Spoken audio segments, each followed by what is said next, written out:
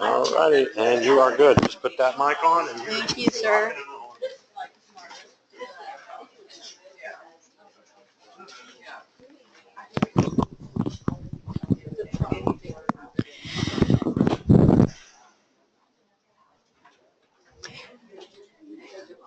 Everyone, welcome. Happy New Year to all of you, and thank you for coming. We have some really exciting programs. Let me start with that over the next 4 sessions. This is actually 5 sessions because we've added one. So we're doing clinical trials. Let me step back. One of the issues that has happened, as you may well know, is there were so many new policies put in place in September with GCP training, with again, clinicaltrials.gov, and effort reporting. That's a new thing. So we're kind of packing in an extra session this month to make sure we cover these really important topics.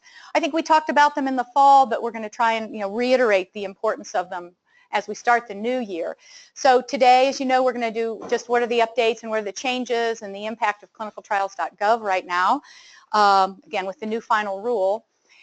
This Friday, tomorrow, we were going to do effort reporting. I've been in touch with Joe Roberson. We're a little worried that there will be folks who can't come. He lives in Coleman, and they've already closed schools. So I think we're going to be moving it to next Friday, but you'll get an email about that. So we won't be doing it tomorrow, but next week.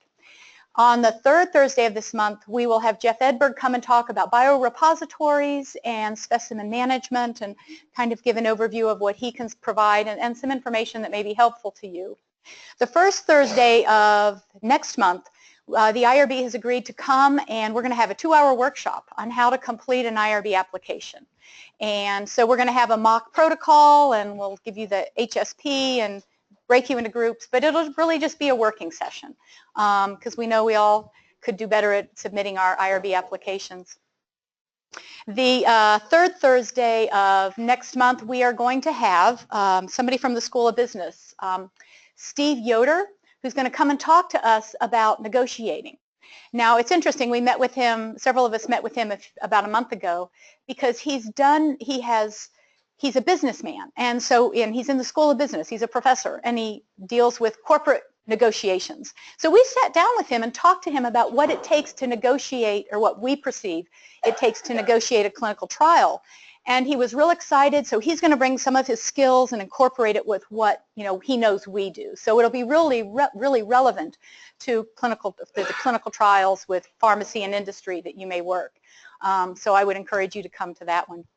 So we're looking, and as you have evaluation forms, which nobody has. So I'm going to start passing these out. You don't fill these out till the very end. So if everybody take one and pass it out. They're very important to us to evaluate what we do here today, and also to give you an opportunity to think about what other things you want. As you can see, we've started this month trying to be really aggressive and just meet your needs, bring up have topics that are relevant to you. In the fall, we also had one session where we just talked about building budgets, and we did a 2-hour program with a protocol and building a budget and what it took, and each group then built their own budget. We're going to redo that probably later in the spring, because we had quite a few people here, and it's the kind of thing you can't have too many people or it won't work, but it's a good exercise. We really, and one of the other topics that will be coming up, we're getting ready to finalize the use of power trials for anybody who does studies within the hospital. That will be very relevant to you, but I don't have a date for that right now. Anyhow, pretty exciting stuff, and a lot of there's nothing boring in research. I sometimes come to work every day thinking maybe I could be bored today. That would be a really nice day, I think, but it's never happened, and there's always a challenge.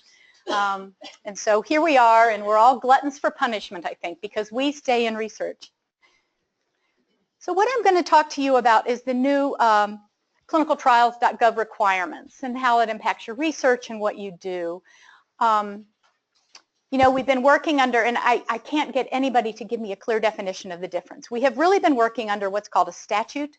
Now we have a final rule. I've kind of figured out that a statute means the government puts in place policies that they want to test, and they want to see how it works, and they want to see if people do what they're supposed to do. And then what they did actually for clinicaltrials.gov, they had a period over the last year and a half where they took questions, and they put out a call for comments. What's good about the system, what's bad about the system. Then they took all those and they put them together and came up with some modifications to clinicaltrials.gov. So that's kind of how we've gotten to where we are. And now we call it the final rule, which in many ways is probably a little bit more ominous than it's been in the past. And you all have been part of sessions where I've talked about, and again, early on, when I was brought on to work on clinicaltrials.gov, it was because the university believed in the spring of 2012, I think it was, the government was going to implement the penalties. What are the penalties? The penalties are if you're delinquent with your results reporting, at least at that time, was $10,000 for that, for when you're delinquent and haven't reported on the date you were supposed to report it by. If you haven't done it, if you haven't fixed it in 10 days, and in 30 days, $10,000 a day. Now, so the university was panicked that they were going to implement that penalty. They never did, so we worked really hard to get everybody up to speed, and we were successful. But then it was sort of like crying wolf because there were no penalties, and the investigators, all of our investigators, even we began to think, you know, there's no stick here. There's no penalty for not complying, so I'll get to it when I can get to it. With the final rule, we believe the penalties are going into place. So that's kind of why we're trying to be very serious about this now. Not that we weren't before, but we need everybody to really kind of come to the plate. And if it means if you're an investigator, so you're aware of it, if you work for an investigator, you can, and I'm sure many of you who are here, you wouldn't have come if you don't support your investigator in some way. Just let them know. Again, it's never, you know, we're never sure when they're going to start the penalties, but anyhow, we can only protect ourselves and protect the university. So I'm going to give just a real quick summary of some of the history of clinicaltrials.gov and then what are the new changes and how have we gotten here. So in 1997, there was actually a law that was passed that said that the government wanted all clinical trials registered. Okay, they put that in place. Then 2000 came and they said, no, you know, we want NIH to build this whole database, and they were getting more serious about what they wanted. Again, the online database so that we all could enter the protocols we were working on. Nothing to do with results yet. That didn't come about till 2007. And that's when the mandate went into place about you must report and your results on clinicaltrials.gov. So then now we're at 2016 and it's kind of the next step. The final rule is here. It's no longer a statute. We're serious this time. And again, there's going to be a greater impact and more weight with our reporting. So again, just real quickly, the requirements for the 2016, the final rule, what it's done is expanded the transparency. It clarifies some of the language in clinicaltrials.gov, and it's going to, the intent is also to enhance compliance. And I think enhancing compliance means penalties. So I think that's, you know, an important thing to understand. And actually there are two sets of requirements that came out. There was the requirement from FDA, which was the Department of Health and Human Services, and that's the final rule, most of what we'll talk about. Also, the NIH came out with a policy, and the NIH NOTOD 16149 is a new policy. Both of these, the DHSS final rule and the the NIH policy were both released in September of 2016 to be implemented this month. And so what NIH did was, if you do an NIH study, you've got to not only adhere to DHHS requirements, but also NIH requirements. If you're not doing an NIH study and it's investigator initiated, then you would have to only adhere to the DHHS. But there's a little caveat to that, and I'll come back to that in a minute. So it's really, you know, you almost have to understand both. This is quite detailed. It should be in your handout, and and I'll go over this again, but these are there really weren't many changes to the requirements for data being entered into clinicaltrials.gov. They expanded some of the language related to the groups that must register their protocols on clinicaltrials.gov. Historically, you never did, you know, it was only comparative studies, it was only studies that had a placebo and an interventional arm generally. But now they said it can be a single arm. They're looking more at, and we'll talk about this in a minute, government is yet to, or the DHHS is not requiring behavioral studies at this point. They are not, but the NIH is. Again, a little bit more description of specific outcomes and how that must be registered. Again, we'll come back to these other things later when the print is bigger, but this is basically what DHHS requires. NIH requirements agree with FDA and the DHHS final rule, but they added several things. Any protocol that's funded totally or in part by the NIH must be on clinicaltrials.gov. And again, there are penalties that will be specific. There are penalties that are specific to just NIH studies, and then there are protocols that are specific to DHHS studies. We'll go into that in a minute. So here's the kind of the breakdown of what protocols are required to be registered and have results reported. With the FDAA law, again, it's kind of our standard ones, the ones we've been used to. It's trials, studies of drugs and biologics and devices, controlled clinical trials is what they're looking for.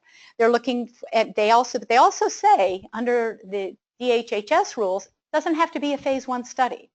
Keep that in mind as we get to NIH, because they're totally the opposite. They want all the phase 1 studies, and if you think about it, if you're doing an NCI study, cancer studies are most often phase 1.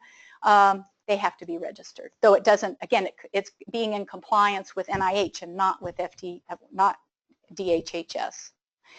Also, that with the device trials, controlled trials, again, of health outcomes of devices subject to FDA regulation, and also pediatric post-market surveillance required by FDA. One of the things that we know is a challenge is identifying, is your protocol required to be posted on clinicaltrials.gov? And a couple of things are going on right now. Our office, it supports clinicaltrials.gov for the university. We provide guidance and teaching. We work with the IRB and try to help them identify which protocols are required to be posted on clinicaltrials.gov.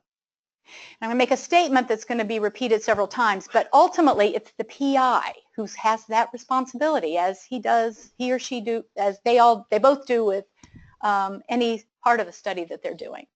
They are the responsible party for determining if it's to be posted on clinicaltrials.gov. And just so you know, we will help determine that, but that's, again, down the road a bit. Per the NIH, again, this applies all protocols that are required to be on clinicaltrials.gov by the NIH, again, funded totally or in part by the NIH. They could even just pay 10% and you would have to post it on clinicaltrials.gov. As well as it can be in any kind of intervention. Exercise intervention can be a nutritional, dietary intervention. As long as it's funded by NIH, it has to be posted on clinicaltrials.gov. If it's not NIH and it's a dietary, or an exercise intervention, the FDA doesn't care. DHHS doesn't care. So again, depending on what this falls under. Now, a couple other caveats to both of these. If you're doing a clinical trial that has clinical billables, does everybody know what clinical billables are? If it has clinical billables, you will need a Medicare number, you will need an NCT number, because insurance companies, and that was started by Medicare, are requiring that NCT number so they can pay for that study procedure for that research. So that's outside of the DHHS rules and NIH rules, but it's all about getting bills paid from your third party for for a protocol that it's applicable to. And the fourth one is an interesting one, and I think I've mentioned this before, but sometimes the journals, again, many of them want an NCT number. NCT number is what you get once you register a protocol, okay? And when I've had investigators come to us and they've finished their study, they've analyzed their data, it didn't apply to FDAA rules, it didn't apply to NIH guidance, but the journal wanted that NCT number before they would publish. So then the investigator would register at that time after the study was done. Now that's not ideal, but again, it can be doable if it isn't required for anybody else. So again, think about that. Know your journals. Know if they need an NCT number before you start a study. Many times, most investigators I know have a sense of where they like to publish, so know what their guidance is in getting that. So there are two primary components of clinicaltrials.gov. And they are, again, registration and results reporting. Registration, in brief, you do it at the beginning, And then you register your protocol, and then the new rule is it's every 12 months rather than every 6 months that you update it. Updating means the PI goes in and looks at it and says, yeah, this is fine, nothing's changed. Rarely during the course of a study does a clinical trial change. Sometimes the outcome measures change. If you're an investigator over a multi-center study, sometimes you add new sites. So therefore, you may have other real-time changes to clinicaltrials.gov, and that's fine. Results reporting within 12 months after the last subject meets his or her primary endpoint, period. This is our biggest weakness right now, but again, it's really important to know these timelines, because what's going to happen is when you're outside of the expected timelines, when projected timelines for registration update and results reporting, penalties can be implemented then. They can be enforced. So again, when should registration be completed? This is another interesting, so this is when you've got a study, you're sending it to the IRB, you've gotten your, maybe you have your contract, whether it's an NIH grant. And I didn't say this in the beginning because I sort of think everybody knows this, but if it's an industry-sponsored study, they take care of all of clinicaltrials.gov. So really this only applies to investigator-initiated trials. Unless the company that you're working with gives you you're the lead in the study and they choose not to be.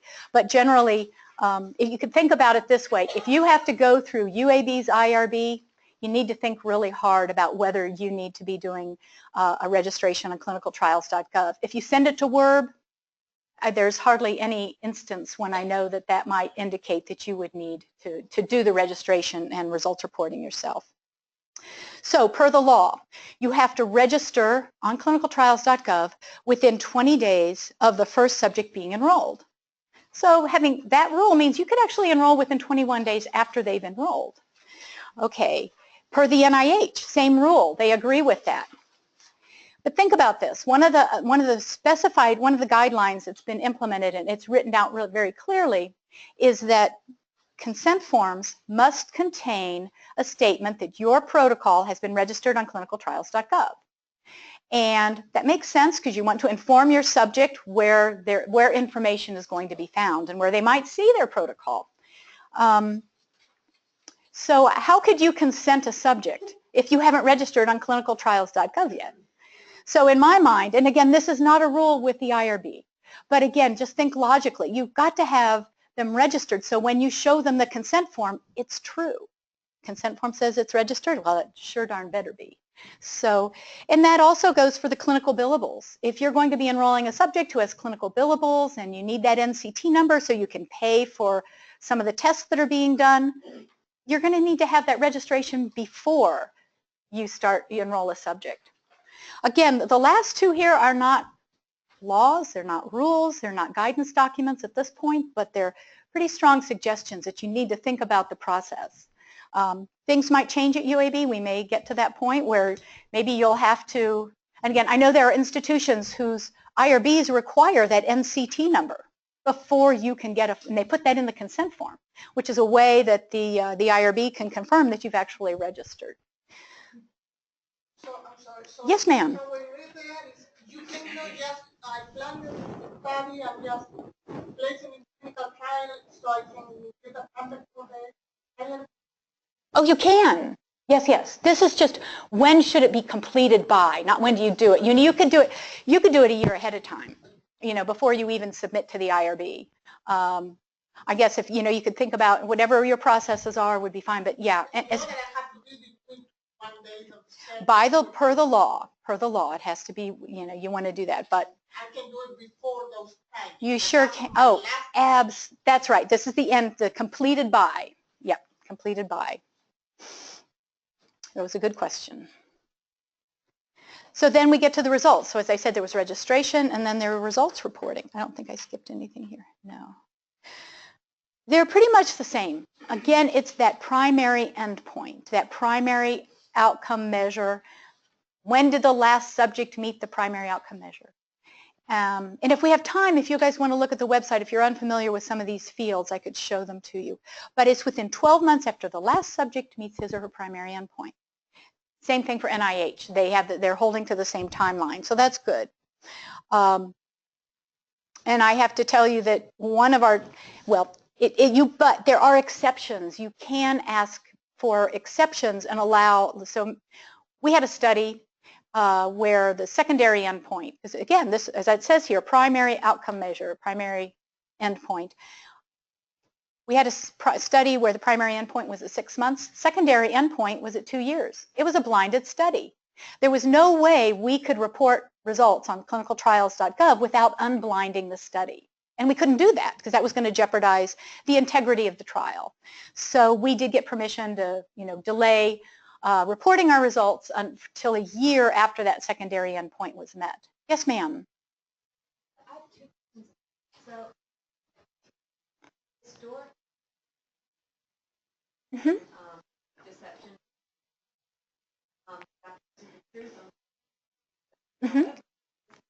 study and wanted to already done. That was kind of a problem. So I was supposed like on CT at registration. That would also pose problems. What? I'm not sure I completely understand the question, but let me see if I can answer it though, because I think I have an answer. If you think posting the results on clinicaltrials.gov is going to jeopardize the study in some way before you're ready to post them, you can contact NIH. So I think I've missed the question. The study yes. That's right. Yes, I got it. It's all about the study description. Do you work with Jared Younger? No, anyhow, I work with a PI who's been doing something similar. But yes, it's work with us and we will help you and we'll figure out how to do it. I haven't had to do it yet, but there has to be a way because it's what I think you're describing is like it's not so much a blinded study, it's like all the subjects are blinded to what the treatment is and you don't want to jeopardize either arm of the study. So yeah. And then, what if your result, what your manuscript publication is like? Okay, clinicaltrials.gov, it doesn't care. I have to tell you, one of the reasons that clinicaltrials.gov was put in place was also to push investigators to publish.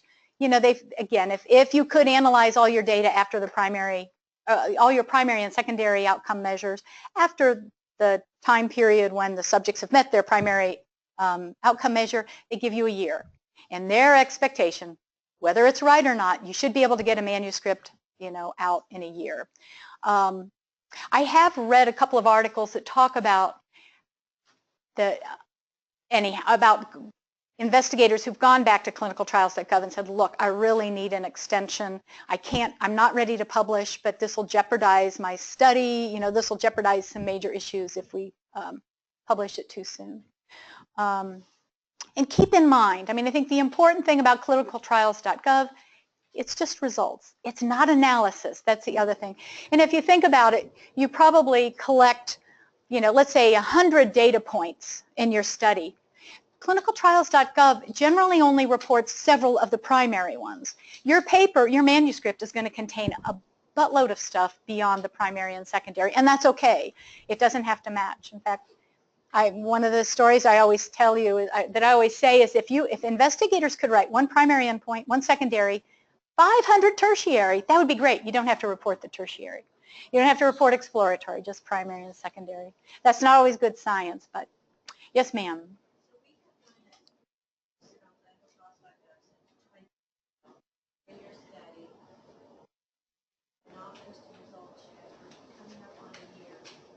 We knew we were going to make results, so you don't hear this, but we just made a day.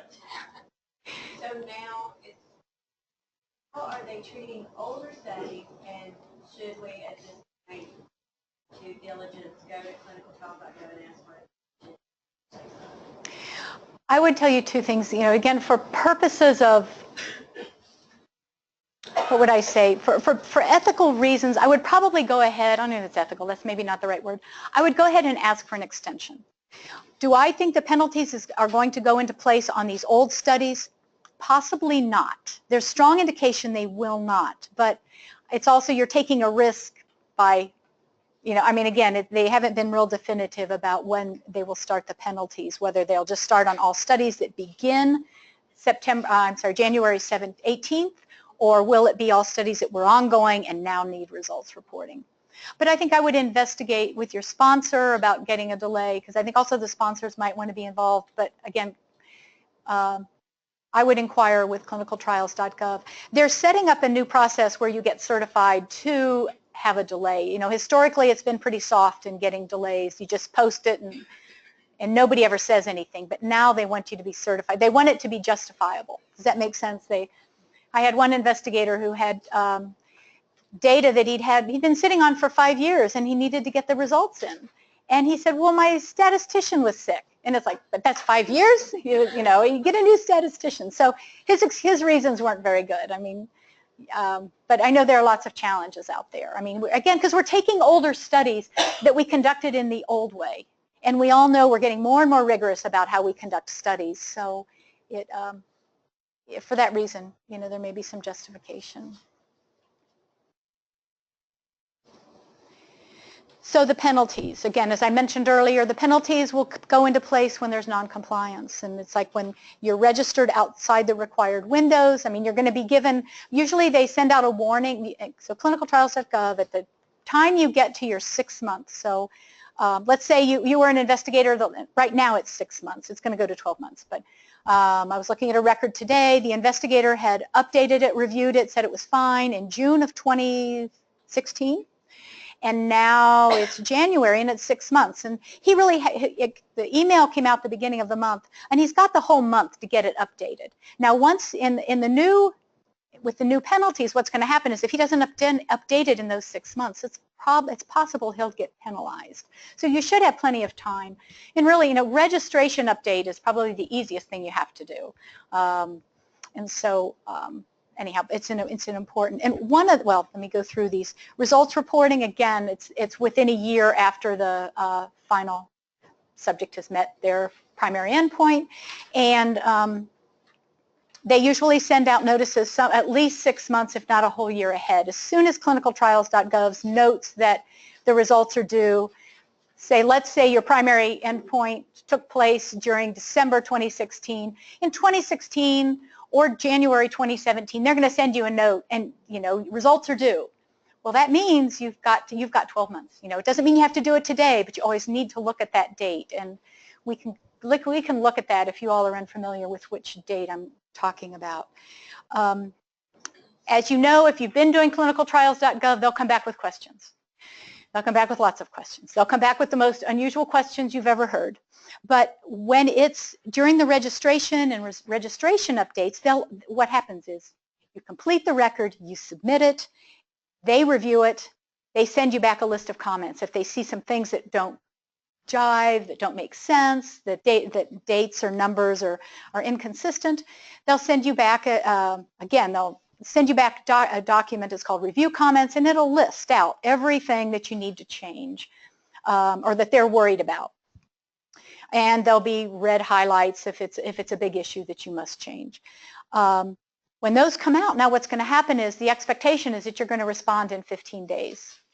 That hasn't been happening because we haven't had the penalties, and I can't blame anybody for this because we're as much at fault as this. We'll remind the investigator, but it's like, yeah, I'll get to it, I'm busy. And I get that, we're all busy. But now being busy isn't enough. You've got to adhere to the timelines because it's after the 15 days with registration that when you need to respond to those comments, or 25 days after the results updates, that you have to respond to the comments. And if you don't, then you're going to be in that group that's considered non-compliant. Does that make sense? Calendar days or working days? They didn't say. That's a good question. Somebody write that down for me. But yes, we need to check that out.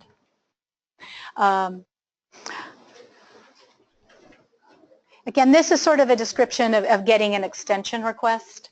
So please, I'm not going to read through this, but it's, again, some of the new language that's being used. Part of it, if you have an NIH study, you'll need to get permission from your program director to get an extension.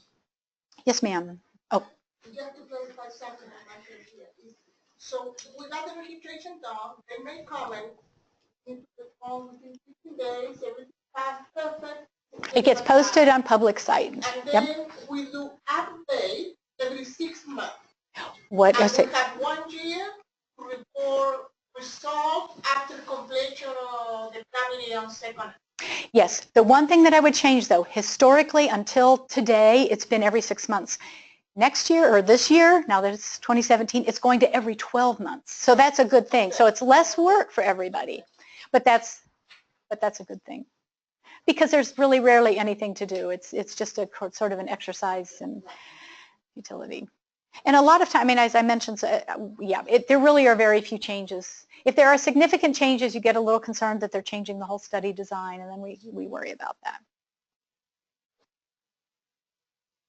So the penalties, as I mentioned, just to go over these because they are important.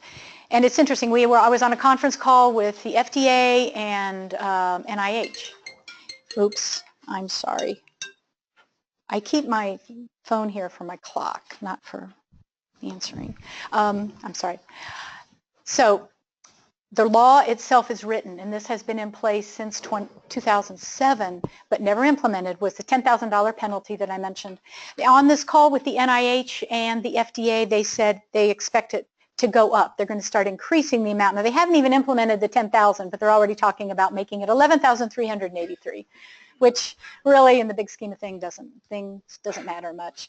And again, just what that looks like. Again, the big thing, though, that I think that the university is, it's not that we're not worried about the money, they are, but this whole impact on our NIH funding. Not only could the lack of compliance impact the investigator's ability to get funding, it can impact the university's ability to get funding.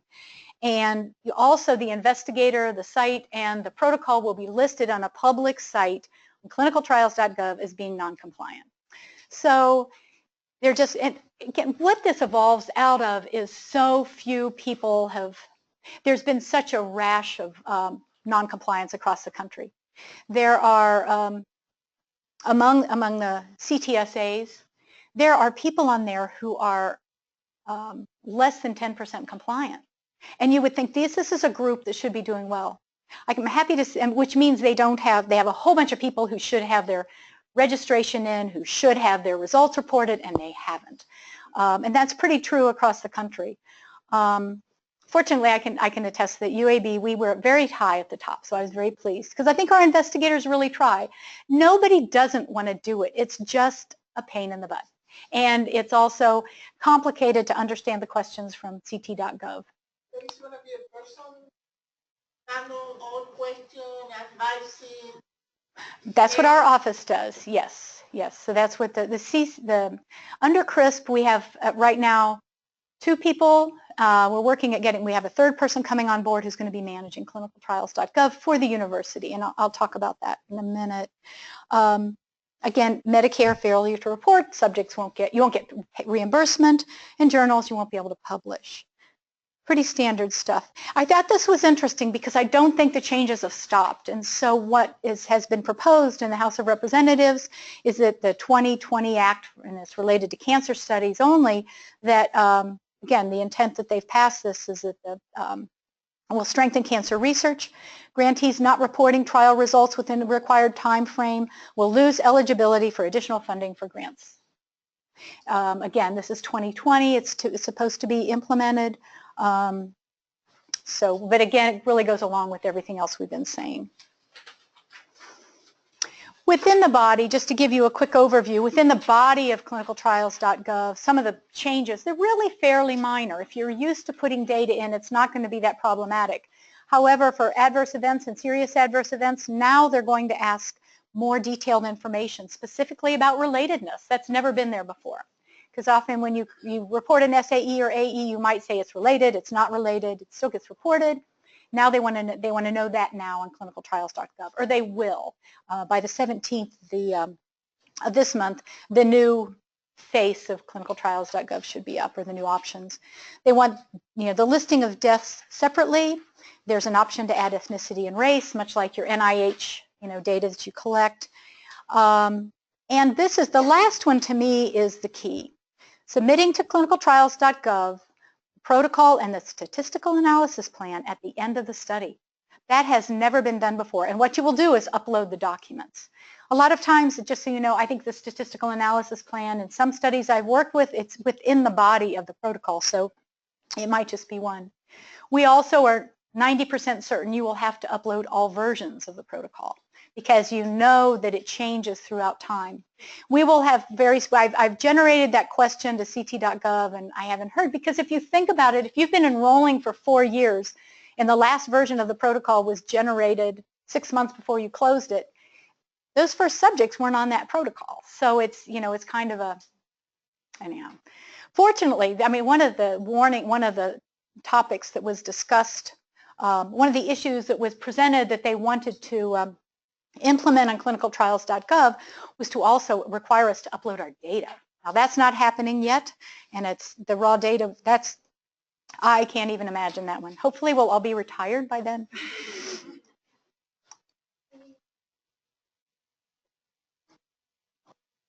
That's okay. At this point, no, because we don't, I mean, many of us don't put our consent form, because consent forms change a whole lot more often than the protocols do. So at this point, there's no indication that it's the consent form. I know that early on there was discussions about that. I know that in the comments that came out, but that was not implemented, as far as I know, as far as I've read. I think challenges, I think the one thing we need to always remember is a principal investigator is held responsible for registering and results reporting.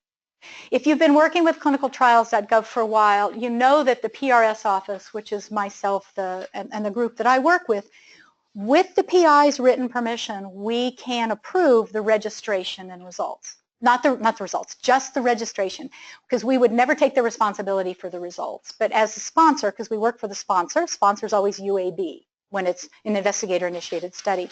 However, what we believe is going to be happening, and we think the policy is going to be that as long as you're within the windows, we will be glad to do the registration, approval, and release for the investigator. However, if it goes outside of the window, that's all on the PI, because we don't want to take that responsibility. I have a meeting next week with folks in research administration to help establish some maybe more concrete UAB policies. But again, for now, that's the direction we're moving in when it comes to the approval. PI must always approve the results because he or she are also going to be writing the manuscript. I mean, they've got to make sure, and things have to jive. Everything has to be the same. Again, staff can always, and we have many staff who take the activity of entering the results, entering the registration. That's fine. The final approval, though, has to be with the PI. The greatest challenge in registration, again, is writing your outcome measures, and we hope to have some sessions on that. The outcome measures are killers. They have to be, as we often say, clinicaltrials.gov is like trying to put a square peg into a round hole. Everybody has to get it into the same model, even though all of our studies are so different. So for that reason, it is often, there are certain ways, for purposes of clinicaltrials.gov, there are certain things that need to be written when it comes to the outcome measure. And again, we will help you with that, and I'll talk about that in a minute. Results reporting, it's just getting them in. We've had many investigators who can't find their data, and that's part of that issue is their old studies. I believe that everybody who's doing a new study in the past 3 or 4 years, we've all learned to be more rigorous, and it's less of a challenge. But we really need to, you know, again, these older studies are the ones that hurt us the most. You know, even in our office, we evolve. I want one of those boring days, though, I have to tell you. The other thing, if you've been doing clinicaltrials.gov, when I first started, we had a protocol that we had an NIH-funded study. We posted it on clinicaltrials.gov. We then had to put the results in. We had the statistician give us the numbers. We got the results in. The PI approved it. The reviewers came back 5 times with questions. They come back and they say, well, you didn't do this. So yeah, okay. So we fixed all those questions. Then they came back and they said, well, what about this? And we fixed all those. And then they came back again and again. In the future, what I heard, and I haven't seen this in writing, is that they're going to do that less. In fact, if they send you questions and you only respond to half of them, they will still post it, but they will put a caveat on there that says, this has not been reviewed or approved by ct.gov. And that's a little concerning. And often the questions are not so much about the data, but it's the way it's been entered, because they don't know your data. They just know they want it to be entered in a logical way that can be read by the general public, by non-scientists, by other physicians maybe who aren't doing research and don't always understand the research language, or the public who wants to know what the studies are about that you're working on. Again, I've mentioned these things pretty much. These are the penalties, journal requests. This is why you should care. Additionally, I think the one thing that I didn't put on a slide, and I should have, we started out doing clinicaltrials.gov, and as everybody agreed, it was a pain. Why do we have to do this? Another regulation. The bottom line is, it is beneficial. I have known young investigators or investigators who will go on clinicaltrials.gov on the main site, look for protocols that may have a drug that they want to study, and maybe you can enter a drug name and age and see if anybody else has studied that in that population. And then you can build your protocol better because you know what somebody else has done. And on there's inclusion-exclusion criteria that go into the registration, and a brief description of the protocol. So it can give an investigator who's trying to design a new study some great information. It also, the public, if you're looking for a study, you can go on clinicaltrials.gov and find out if there's one if you have diabetes and you're 25 years old. Is there a study that's posted that you could participate in? And then you can find out via clinicaltrials.gov if it's close to you. All of that information comes from registration. And it's also at the end of a study when the results are reported. I know one of our jobs is, as researchers, is at the end of a study, after you've gathered your results, if you're the investigative team, you should be reporting to your subjects what the results of the study were, because they're not going to go out and buy the New England Journal of Medicine. And so this is the only way. But then the other way is with clinicaltrials.gov. If they get a consent form where it's listed in there what the NCT number is, after you've reported the results, they can go in and see what the results are. The problem, and I will tell you just because I know you'll think about this when you do it, the problem I have with that, though, and there's nothing we can do about it, is that they are just results. There's no analysis. And will the general public understand when you give percent of, this occurred 10% of the time, this occurred 5%, are they going to extrapolate from that what it really means to them? And some will, some won't. Available support, like Teresa was asking. So we have an office, and we will do anything we can. We are not here to enforce and make you do this, but we're here to provide the resource, the reminders. Having done this for a few years, we're finally figuring out, when I first started doing this, and I only went into it every 6 months, I had to relearn the whole system every time. So by having an office where you can pick up the phone and call or send an email, say help, you can get on it, you can get on the site at your computer. I could get on the site at my computer and I can talk you through what you might do. Interpreting the the review comments from clinicaltrials.gov is always a big challenge, because the way they write things, they give you every option under the sun. Let's say they don't like a number you wrote, and they'll say, well, did you mean this, or did you mean this, or did you mean this? I had a PI who was just fed up. He was not really happy. I looked at the comments and I realized it was just the denominator. He had transposed the numbers in the denominator. And so it was a real easy fix, but he wasn't used to reading the comments as they were written. So again, use us as a resource to help interpret. I mean, you're going to understand a lot of it, but if you don't, get with us. If we don't, we'll find someone else to help us understand what needs to be done. We also provide support to the IRB. At least to date, some of that may change, where we look at applications to the IRB submissions, and we help them determine if it's an applicable clinical trial, if we believe it's required to be reported on clinicaltrials.gov. So if having a clinical trial number, you're required to have IRB? No. You're going to get that after your IRB approval. Yeah. Well, let me say this. Right now, no. Some institutions require that you have an NCT before you get approval. UAB is not doing that. Will we do it in the future? I don't know. I'm sorry. So yeah, that's a soft area, but right now, no, for sure. So again, we can do training, we can come talk to you at your site, we can sit down with you. We've met with investigators who've been trying to get data in for months, and we sit down and work through it with them, and that really can help a lot. Again, it's understanding the system. We can come and do presentations for your office. We can do, we're willing to do anything we can to get the information to you and to help you understand how to use the system. We certainly could. And I would tell you one of the things we found that's a wonderful idea. We haven't thought about doing that yet, but that's a good idea. We could take a protocol, or someone could. I did one years ago. Was one of the big pain on my head. And the one thing is that I did something and then I have to do something. So we went a couple months blocking each other. Right. Because something I did didn't allow her. And then it was completely confused. Well, let us know if you're having trouble with it. That's a really important thing for us to know. Again, right now these are folks who are involved, and if nothing else, contact the CCTS and they'll find us. But Karen Allen is working with the Cancer Center, and then I am working, and then I work with Isla Dale, and we have we have more folks coming on board to help us. So you'll be hearing more about our team as we go forward.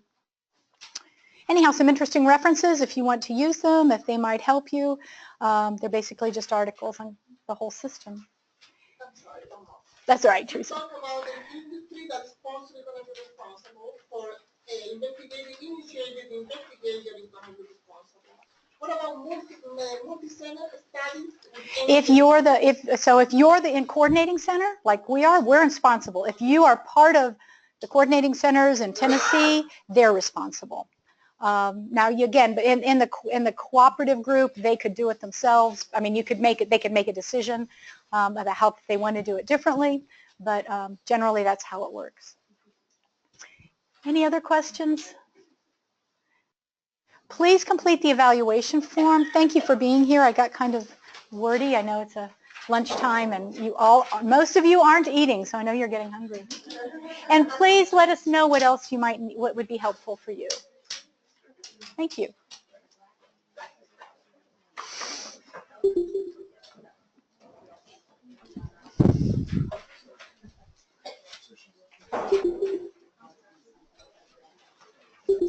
Hi. I do. I forgot your name. Yes, yes. Good to see you. Are you doing well? Yeah, I'm doing well. I'm trying to put everything together Yes. as much as I can. Yes. So Cindy left last week. Yeah, so I have a couple of things I'm trying to figure out. I figured out with me together, but I don't know if you have a little time, like 5 minutes. No, I can't. Let's do it right now. This would be great. Just, I have these emails coming in to figure out what is built to study and the rest of them, especially this one. Okay. So I'm aware that some of this stuff is built to study as surgery, but surgery also involves anesthesia and some other little bit of information given here. Right. This may not be written in the FAT process. Oh, so this is more about the FAT process. If I was built like Yes. about this stuff like that. Yes. Yes. So I don't know how to. Should I use my discretion to say, okay, propofol was used because this patient has surgery, to say, okay, this should be built to the protocol? What I would tell you is if they're already going to have surgery, or is the surgery being paid for by the study? Is the study is paying for the surgery? Yes. Would they have the surgery without the study? Then the study should pay. So I should use my discretion to say all these tiny. Now, let me ask you this other question. Is it a device study?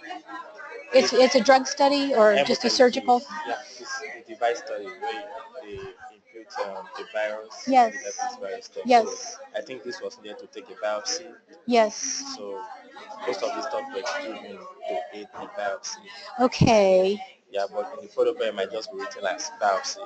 So that's very confusing. Yes. Okay. It's coming to me now. Do you know, some of this may be standard of care, and it may be covered by insurance. Though,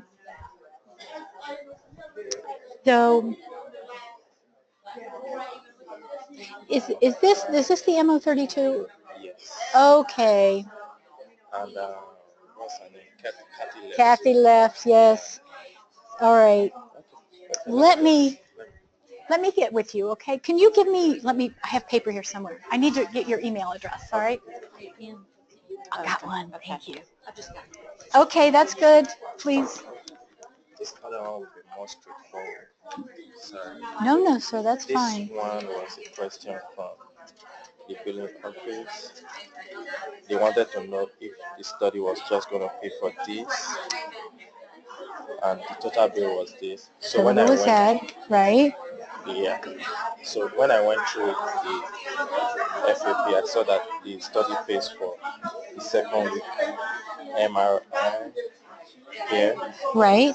and sorry, I agree with you. Here.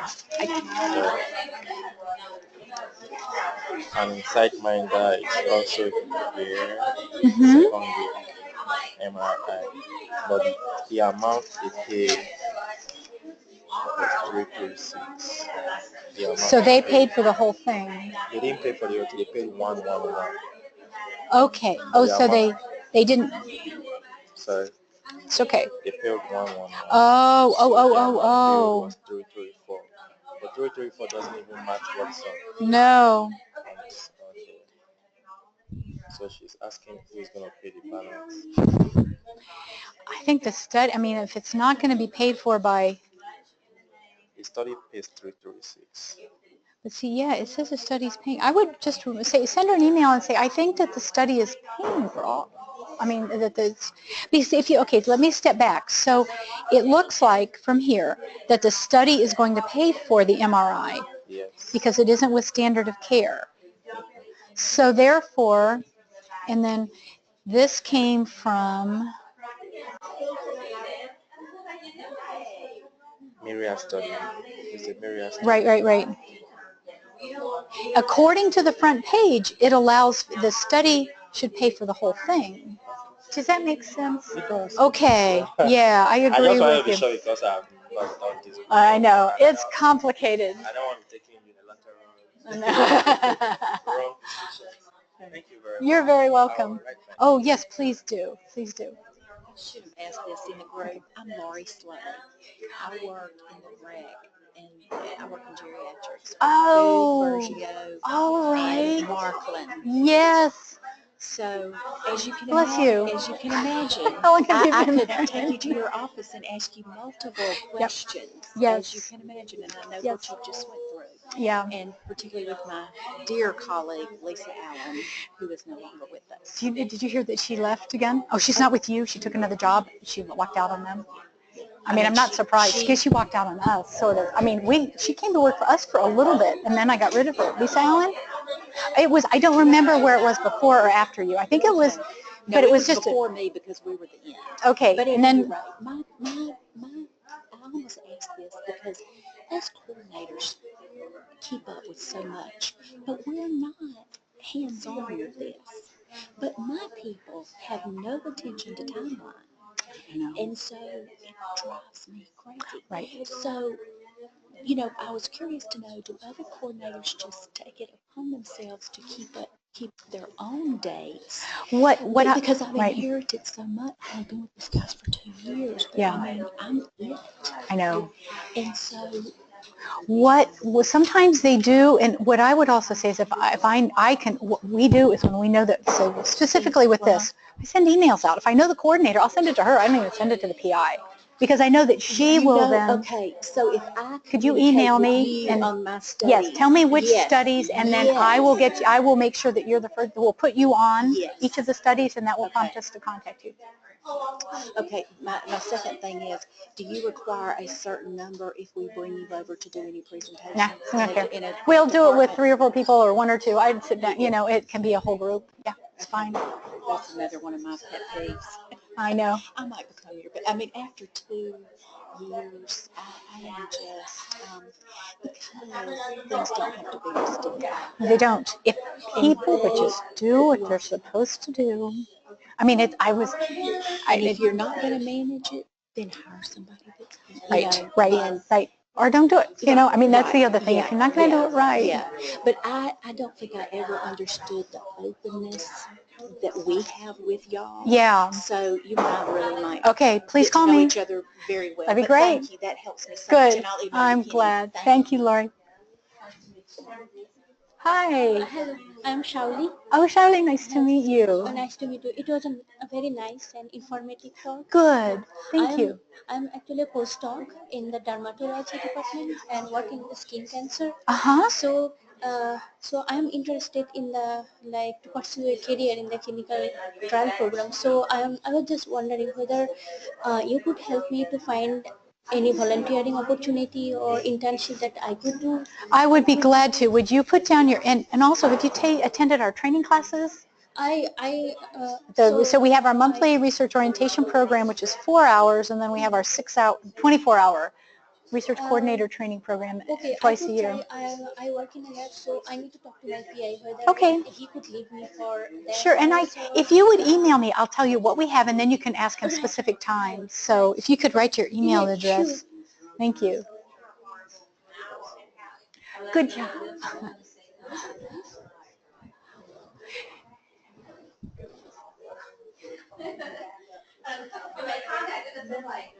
My name is Shauli Das, and my email ID is my first name, Shauli. Great. .edu. Perfect. So, thank you. By the way, do you know Tripti? I do. She works with us. She works with me. Okay. She works in a lab. Mm-hmm. In our lab, does across the Yes. Holloway. Yes. Yes. So she knows me like a very well. Great. Great. Okay. Well, thank you. Thank you for introducing yourself, and I will be in touch. Yeah. I will email you. Okay, good. That would help too. So, yeah, sure. Good. Thank you. Thank you. Thank you, dear. You did great. I'm proud of you. Thank you. I'm always curious. How many people did we have here? We did.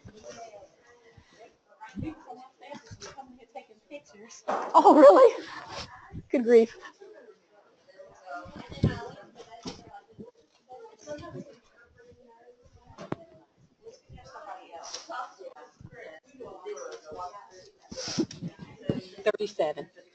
That's fantastic. Sometimes I like to look at these some of the questionnaires. Are these the completed ones? I know everybody always says nice things, but I always look for the comments. I always like to know if they have suggestions. He ain't getting no hand. Oh, there we go. I told him if he give me his email, I didn't know it was gonna be that many people. Only did 25 handouts. Good for you. It's all right. I'm surprised too.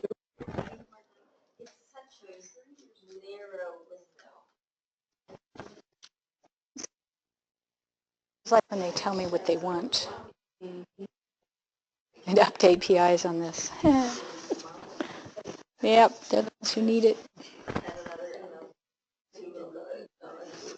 He said give handouts. We ran out of handouts. That's nice. Well, now, do you know how to tally these?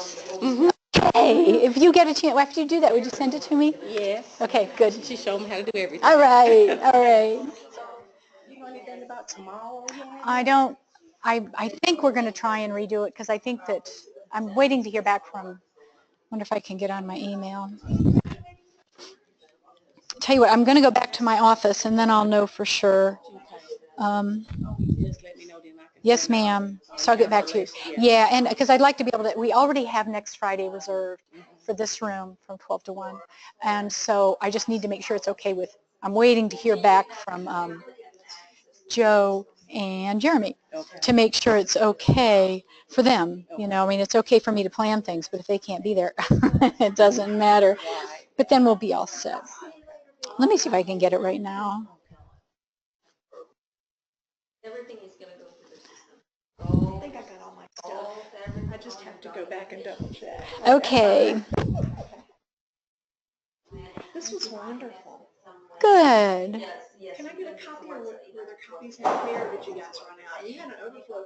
We did.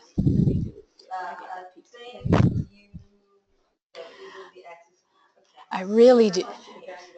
I really do. If you have any say, what would help us immensely is if the IRB would require that number for the consent form. And then it would be done. It would be You know done. what I mean? That's because it isn't that they don't. Hold feet to the fire sometimes. I and that's one know, good way to and do it is, and we're already putting it in the consent form, so that they're going to do it. And the other thing I want you to add is these. Again, if I had my wish list, the IRB would also put in their application outcome measures. What are the outcome measures you expect? And that way they'll have to write them.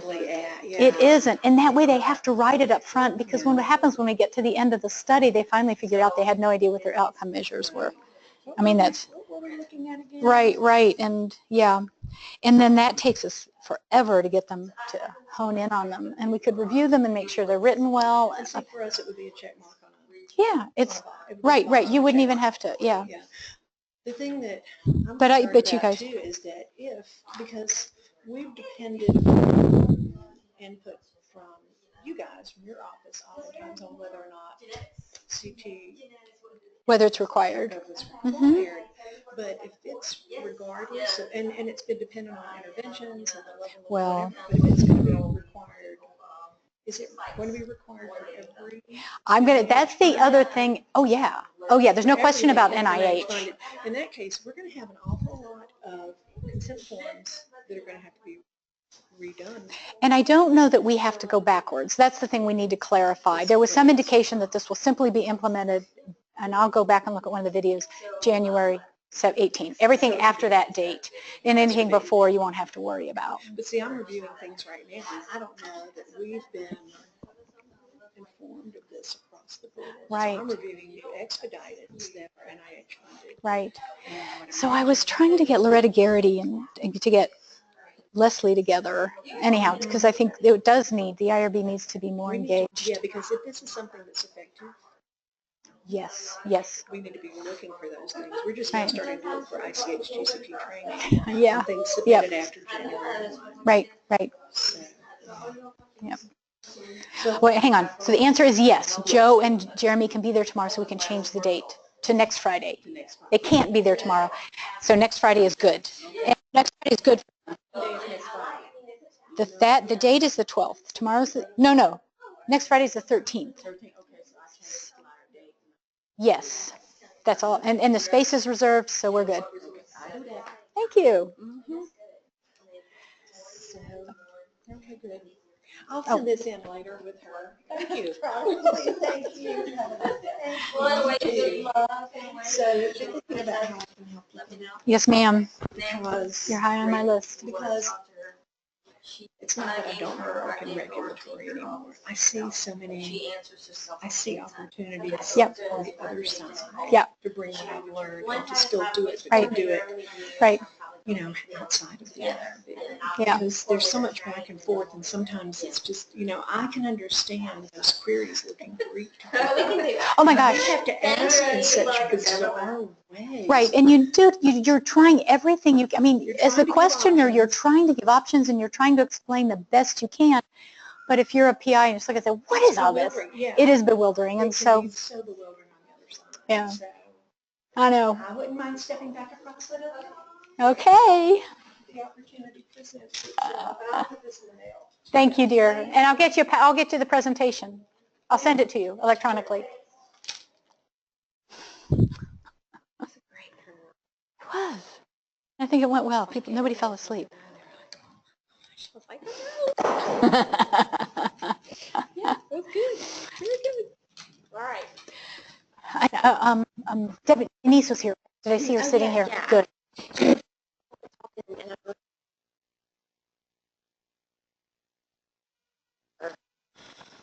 Yeah, good.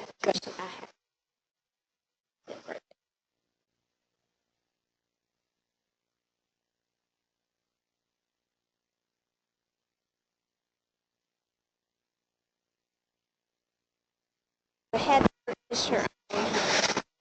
It was rigid, and it was 54 blowing out of the thing. No! And the windows were insulated. So I called Michael. I called Jamie to say, hey, am I allowed just to, Call maintenance? This is crazy. Well, then the Chinese guy came back. He wouldn't turn the air off. Then the older guy that I like kind of argued with him and showed him how cold it was. And I went to the phone office and I said, look, we're freezing and it's blowing cold air. Are y'all okay with this? And I didn't see Mark. But I talked to Ashley and Renee came out and I said, I'm calling Michael. Right. And so then the Chinese guy made a big deal about turning it off. And I said, look, it is supposed to drop and possibly snow outside. Turn it off for right now. And if someone complains, I'll take responsibility. Right. So he turned it off, and then he comes in there and he goes, we need to block your vent. I was like, no, because in the summertime, it will be burning up. Right. Well, you need to turn the damn thing off. You don't need to block the vent. It's blowing in the middle of January. Right. Or 1st of January. And so then the other guy goes, now I'm not telling you this, but y'all need some more heaters back here. I'm like, yes, we do.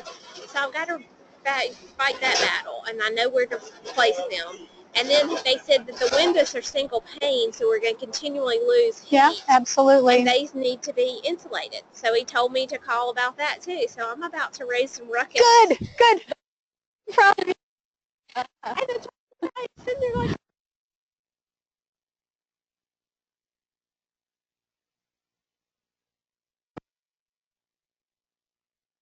degrees by turning it off.